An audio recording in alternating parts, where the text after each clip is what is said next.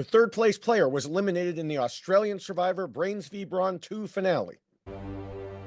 It's time to figure out why AJ lost. AJ, the tribe has spoken.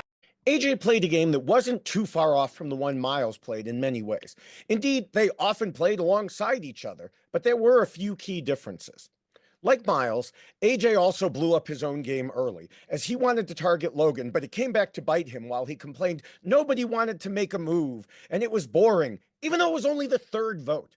As I said at the time, he needed to calm the F down, but he never really did. He always wanted to make the big, fancy plays.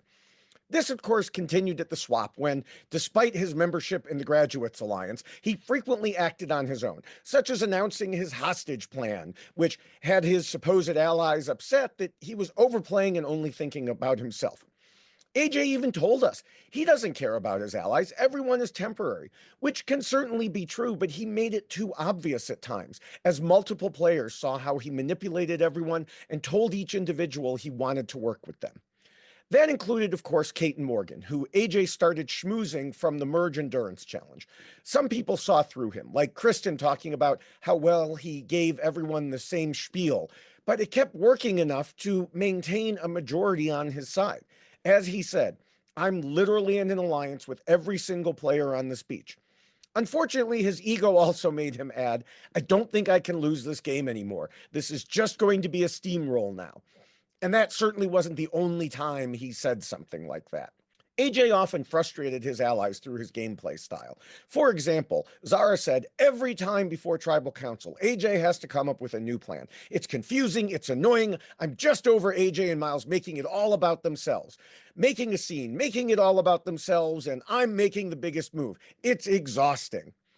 These should have been reasons to consider voting him out, and yet he stayed because of his ongoing alliances and relationships. AJ was sure he was playing the best game. He wasn't even hiding that certainty.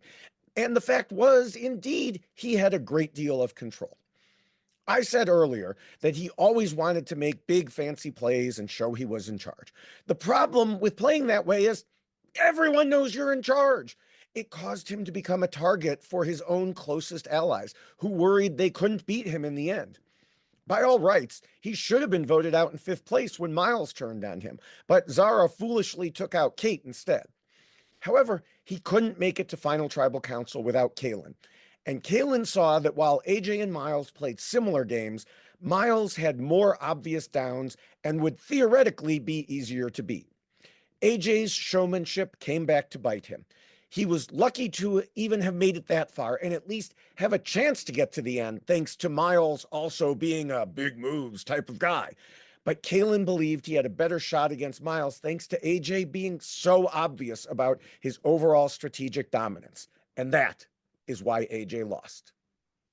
Be sure to subscribe and check out my other mini WhyXLost videos, plus, of course, why Miles won. Even though the season is over, I have plenty of other short videos about US Survivor and many other shows.